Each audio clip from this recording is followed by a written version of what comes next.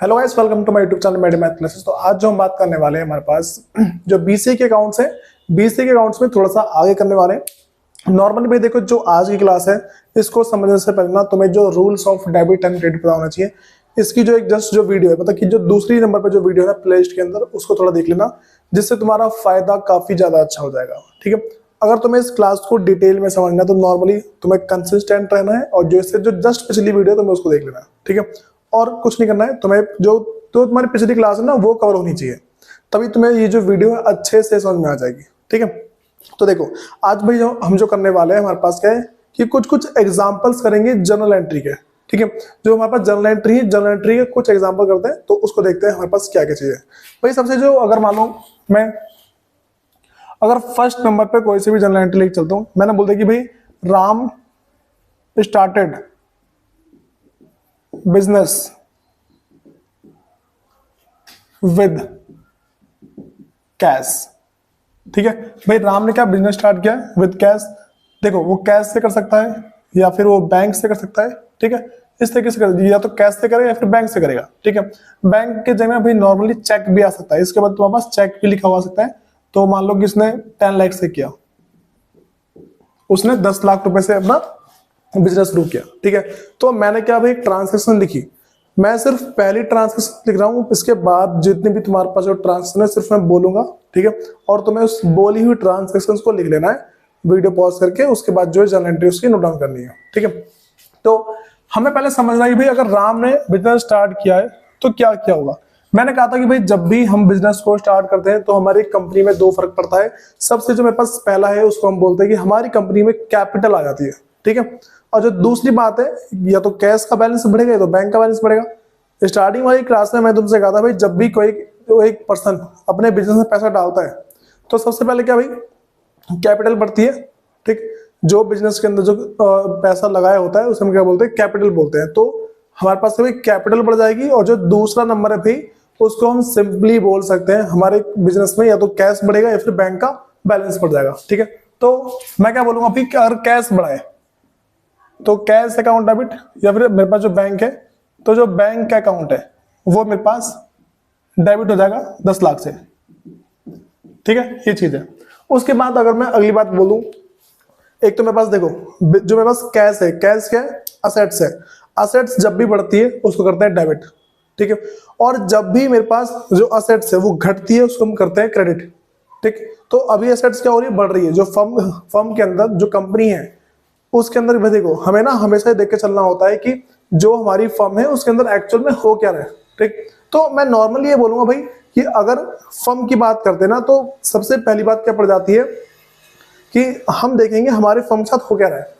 मान के चलो कि अगर अपने बिजनेस में पैसे डालता हूँ, मान लो कि मैं कंपनी हूँ, ठीक है, और भाई बाहर से कोई मेरा ऑनर है, कोई जो मेरा मालिक है, उसने मेरी कंपनी है, मतलब मेरे पास पैसे दिए, तो मेरे पास क्या गया, ये तो कैश आया होगा, दूसरी जगह मेरे पास कैपिटल बढ़ गया होगा, तो कैश बढ़ा तो डेबिट। ठीक है, और दूसरी बात मेरे पास क्या भाई, जो कैपिटल है वो भी बढ़ गया, तो cash account debit to capital account, ये मेरे कितना भाई 10 लाख का।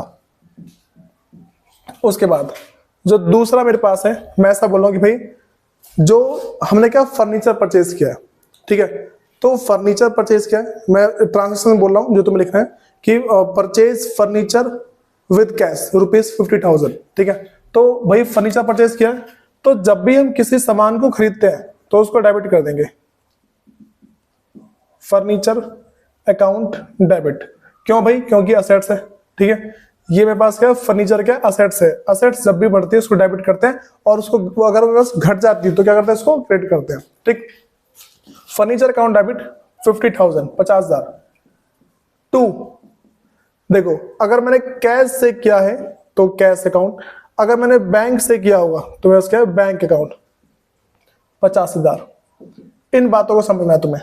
ठीक है, उसके बाद अगर हम थोड़ा सा और आगे बढ़ते हैं तो भाई क्या करना है हमें, जैसे मान लो कि अगर मैंने जो फर्नीचर है वो उधार पे खरीदा होता है, जिसको हम बोलते हैं क्रेडिट पे परचेज करना। ठीक है, तो जब भी हम फर्नीचर को या किसी भी सामान को अगर उधार पे खरीदते हैं, ठीक, तो जिस कंपनी से या जिस फर्म से हमने उधार पे खरीदा है उसका नाम यहाँ पे आ जाता है।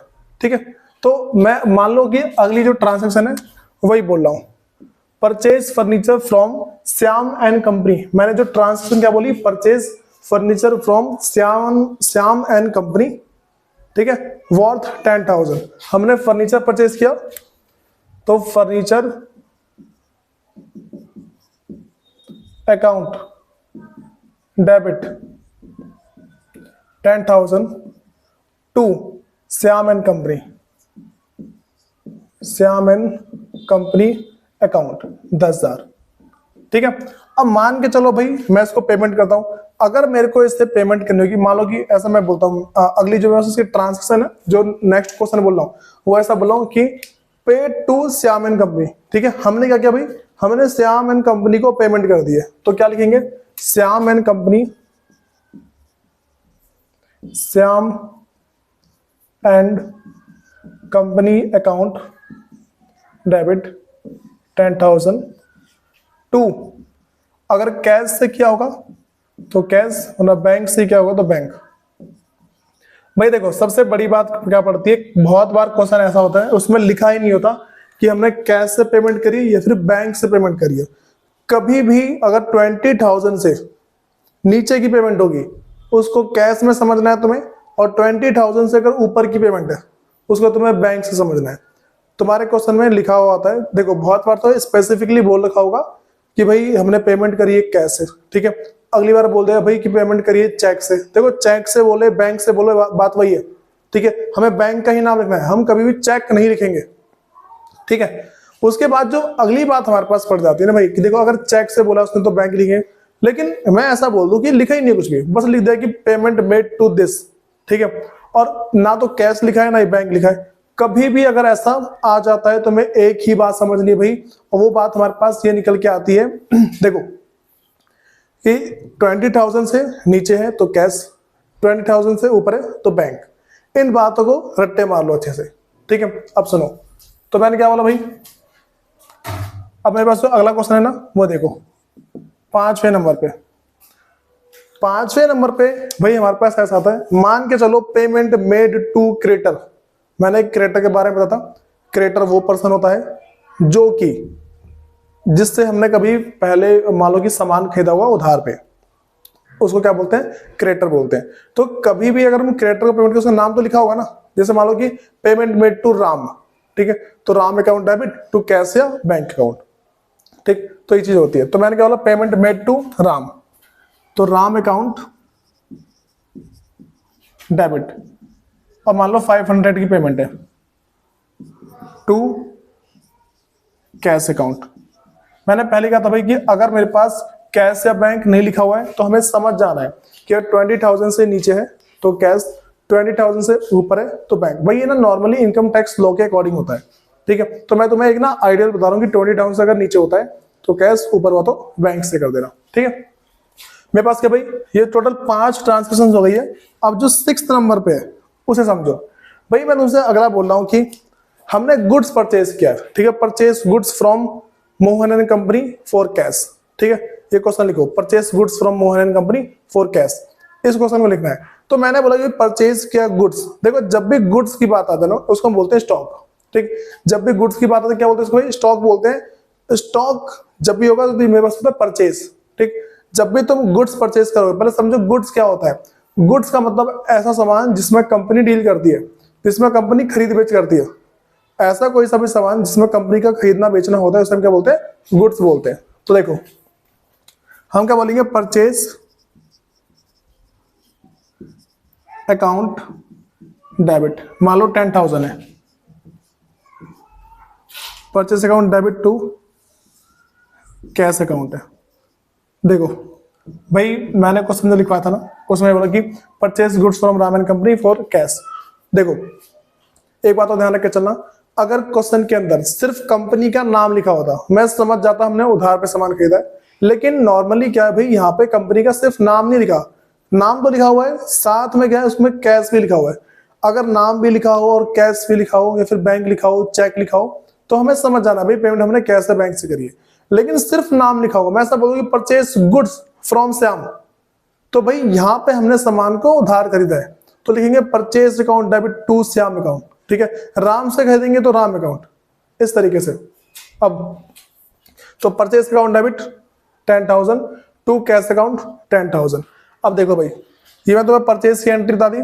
नॉर्मली तुम्हें ना भाई इन सारी बातों को याद रख के चलना है, ठीक है, और तुम्हें बाकी रूल पता होने चाहिए। देखो मैं बता रहा हूँ कि इसको मैंने डेबिट क्यों लिखा।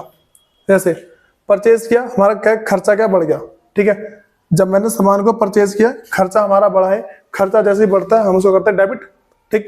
और दूसरी बात, मैंने कैश को क्रेडिट क्यों किया है, कैश को मैंने इसलिए क्रेडिट किया क्योंकि नॉर्मली हमारे पास कैश क्या कम हो रहा है। कैश क्या होती है, असेट्स होती है, और असेट्स जैसे ही कम हो जाती है तो हम क्या करते हैं भाई, इसको क्रेडिट कर देते हैं, ठीक। तो ये वाली बातें मैंने बता दी। अब ना जो नेक्स्ट हमारे पास है, मैं तुम्हें सेल्स की बातें बता रहा हूं, ठीक है। मान के चलो भाई, मैं क्या बोल रहा हूं, सोल्ड गुड टू श्याम, मैंने सामान जो श्याम को क्या सामान बेच दिया। अगर मैंने श्याम को सामान बेचा है, ठीक है, और मैंने कैश या बैंक नहीं लिखा, ठीक, क्वेश्चन में लिखा हुआ है सोल्ड गुड्स टू श्याम, मतलब कि मैंने श्याम को सामान बेचा है, ठीक। अब भाई श्याम क्या है, मेरा डेटर बन जाएगा। डेटर क्या होता है, असेट्स होता है, ठीक है। भाई जिनको नहीं पता नहीं डेटर क्रेडिटर क्या होते हैं, तो इन बातों को देखो, मैं सिंपली बता रहा हूं कि जब भी हम किसी को उधार पे सामान बेचते हैं हम क्या बोलते हैं, उसको डेटर बोलते हैं, ठीक। और डेटर क्या होता है भाई, असेट्स होता है, और असेट्स मेरे पास जैसे ही बढ़ती उसको करते हैं डेबिट। तो मैं क्या बोल रहा हूँ कि मैंने श्याम को सामान बेचा, तो Shyam account debit to sales account. Sales को हमने क्रेडिट क्यों किया है, क्योंकि सेल्स से हमारी इनकम आती है। जिस चीज से हमारी इनकम आती है अगर वो चीज बढ़ती है तो उसको करते हैं क्रेडिट, और अगर मेरे पास वो चीज घटती है उसको हम करते हैं डेबिट, ठीक है। तो हमने क्या किया भाई, हमने श्याम को सामान बेचा है, तो श्याम अकाउंट डेबिट। मान लो भाई मैं ना अमाउंट 5,000 ले रहा हूं, श्याम अकाउंट डेबिट टू, मेरे पास क्या है यहाँ पे, नॉर्मली बोले तो सेल्स अकाउंट 5,000। मैं देखो नॉर्मली मैं तुम्हें पहले ना जो भी जिस तरीके से एंट्रीज होती है पहले वो सिखा रहा हूँ। एंट्रीज के बाद ना मैं तुम्हें जो प्रॉपर फॉर्मेट होता है ना वो बता दूंगा। तुम्हें पहले एंट्रीज से फोकस करना है। अगर तुम एंट्रीज सीख जाते हो तो बहुत ही ज्यादा अच्छी बात हो जाती है। तुम्हें बहुत सारी प्रैक्टिस करनी है। देखो इस वीडियो के ठीक बाद ना मैं तुम्हें ना जैसे जो स्पेशल टाइप की एंट्रीज होती है, जैसे मान लो 11th क्लास की बात चलती है सारी, ठीक है। 11th क्लास में कॉमर्स में जो भी कुछ जनरल एंट्री होती है जो स्पेशल होती है वो सारी की सारी ना इसके ठीक बाद ही मैं तुम्हें ये जो वीडियो है इस वीडियो के डिस्क्रिप्शन में तुम्हें मिल जाएगी वो सारी, ठीक। तो वो सारी ना वीडियो का मैं तुम्हें डिस्क्रिप्शन डाल दूंगा। तुम्हें करना क्या, वो सारी वीडियो कवर कर लेनी, बहुत ज्यादा फायदे में रहोगे, तुम्हारा थोड़ा सा टाइम सेव हो जाएगा, ठीक है, और थोड़ा अच्छे से सीख जाओगे इस तरीके से। उसके बाद भाई कुछ बातें और बता रहा हूँ, जैसे मान के चलो कि अगर मैं तुमसे ऐसा बोल दूं कि फॉर्मेट फॉलो करो, ठीक है, तो नॉर्मली तुम्हें फॉर्मेट को स्टार्टिंग से ही फॉलो करते हुए चलना है। इससे फायदा क्या होता है ये वाली बात समझो। जब भी हम किसी चीज को स्टार्टिंग से उसकी प्रिपरेशन करते हुए चलते हैं ना तो उसके बहुत सारे फायदे निकल के आते हैं, ठीक। जिस चीज को तुम किसी भी चीज को अगर स्टार्टिंग से उसकी प्रैक्टिस करोगे तो एग्जाम में जाकर अच्छा परफॉर्म कर पाओगे। अगर तुम अभी से ही फॉर्मेट वगैरह बना के ढंग से करना शुरू कर दोगे तो अच्छा खासा हो जाएगा, ठीक, वरना फिर दिक्कत आती है। उसके बाद ना भाई देखो मैं तुम्हें कुछ एंट्री और करवा रहा हूँ। जैसे मान लो कि मैंने अगली एंट्री बोल दी पेड रेंट पे किया है, ठीक है, तो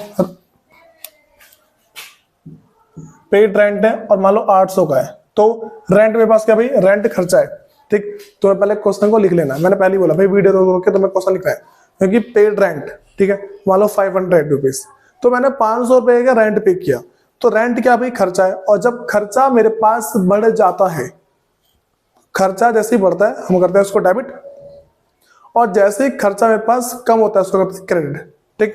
तो रेंट पे किया तो खर्चा बढ़ा था, ठीक है। उसके बाद मैंने कैश से किया होगा या बैंक से किया होगा, तो मान लो मैं कैश से कर रहा हूं, ठीक। तो पहले मैं करता हूं, देखो पहले रेंट को डेबिट कर दे रहा हूं, रेंट अकाउंट डेबिट 500 टू, देखो मैंने रेंट के अकाउंट को डेबिट कर दिया। और भाई यहां पे क्या बात पड़ती है, मान लो मैंने कैश से पेमेंट की, rent account debit to cash account, to cash account 500, इस तरीके से। अगला अगर मैं ऐसे ही बोल दूं सैलरी पेड, ठीक, मैंने क्या बोला भाई सैलरी पे करी है, ठीक।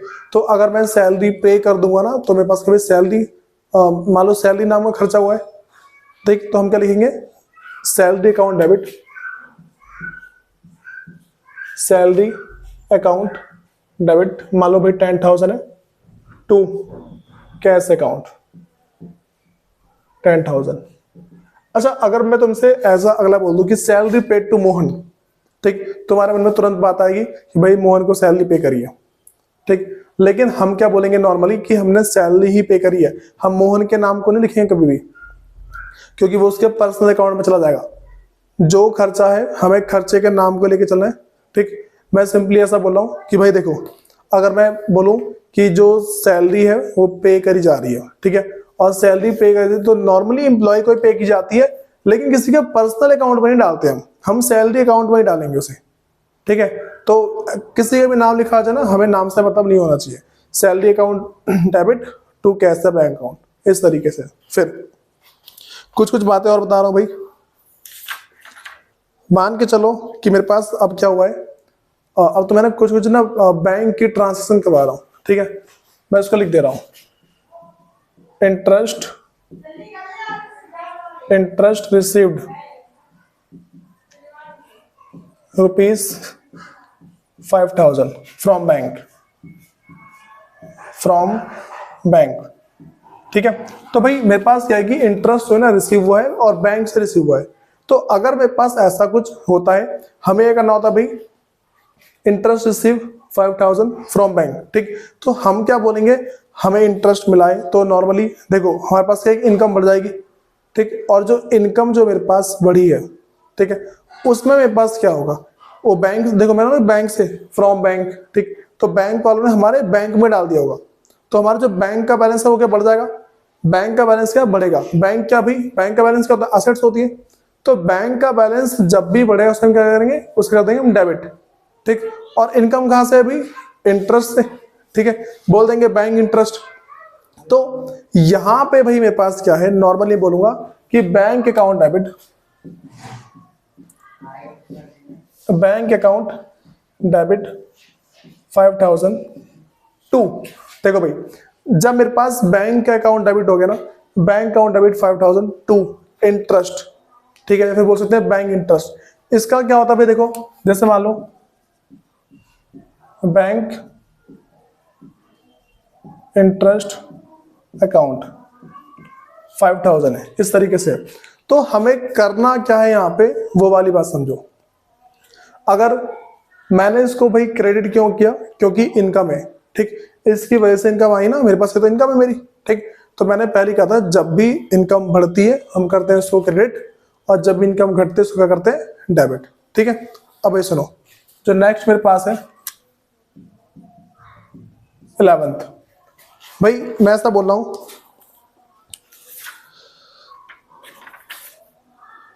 चलो मैं एक ना जो लास्ट ट्रांजेक्शन बता रहा हूं, मैंने बोला कि पेड टू क्रिएटर, मैं सिंपल लिख दिया क्रिएटर, कोई नाम नहीं लिखा हुआ है, तो simple creditor account debit to cash bank account, इस तरीके से। तो क्या करेंगे, पेड टू क्रिएटर, तो क्या करेंगे, मान लो 1,000 है,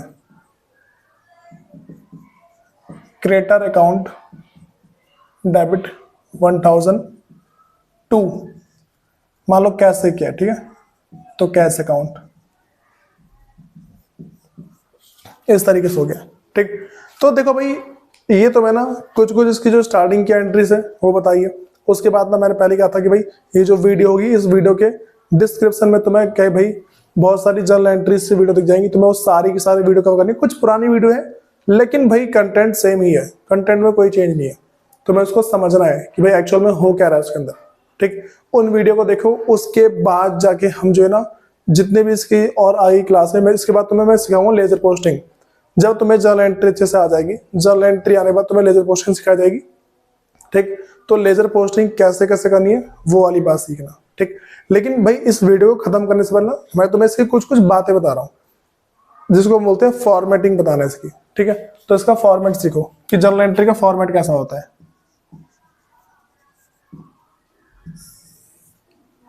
सबसे पहला भाई तुम्हें टॉप पे लिखना होता है जर्नल, ठीक है। जर्नल लिखोगे, तुम्हारा पहला कॉलम डेट का, अगला column particular, ledger folio, debit का अमाउंट, क्रेडिट का अमाउंट, देखो तुम्हारा पहला है डेट, अगला है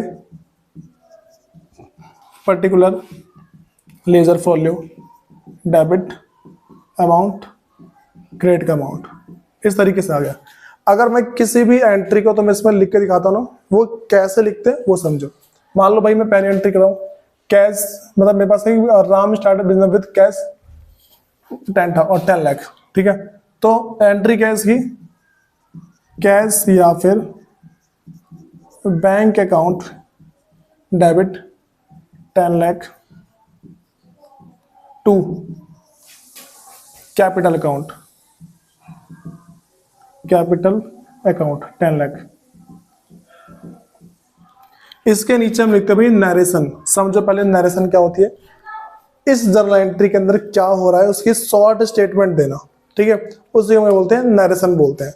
मान लो भाई क्या हो रहा है इस एंट्री के अंदर, मुझे पता है कि राम ने बिजनेस स्टार्ट किया विद कैश, तो हमें शुरुआत करनी होती है बीइंग से, बीइंग, ठीक, इसे लिखना है।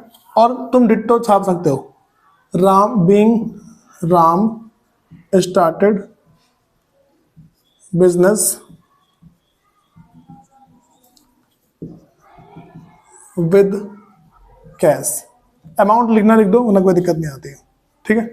इसको क्लोज किया, जैसे इसको क्लोज करोगे अगली एंट्री, इस एंट्री की डेट यहाँ पे आएगी, जो भी डेट होगी, उसके बाद जो अगली डेट है वो यहाँ पे आएगी, ठीक है। तो करना क्या, देखो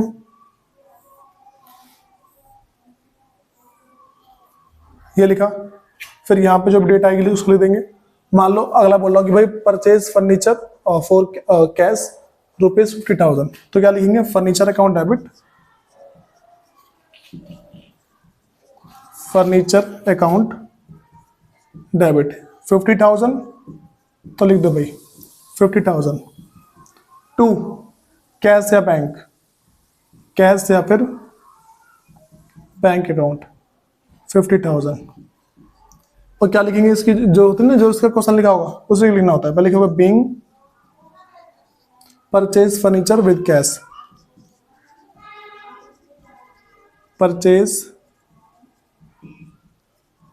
फर्नीचर विद कैश, ठीक है। तो तुम्हें ना भाई इस फॉर्मेट को फॉलो करना होता है। देखो अगर सिंपली तुम इस फॉर्मेट को फॉलो कर लेते हो तुम्हें अच्छे खासे मार्क्स मिल सकते हैं। तुम्हें स्टार्टिंग से सीखना है भाई। देखो जिन बच्चों ने ना बीसीए वगैरह ले रखी है, ठीक, उनका फायदा क्या हो जाता है, वो टैली वगैरह कर सकते हैं, तो अकाउंट्स की लाइन में आसानी से जा सकते हैं, ठीक है। तो जैसे मान लो कि जर्नल एंट्री सीख लो, थोड़ा अकाउंटिंग का और प्रोसेस सीख लो, टैली सीख के कहीं भी आराम से जॉब कर सकते हो, ठीक है। जो ओपन से है, रेगुलर है, जैसे भी कर रहा है, तो आसानी से सब कुछ कर सकता है भाई। तुम्हें इसके बाद पर जो क्या है, जो क्लासेस है वो कंसिस्टेंट मिलती रहेगी। तो जितने भी साल है उसको देख लेना। धन्यवाद।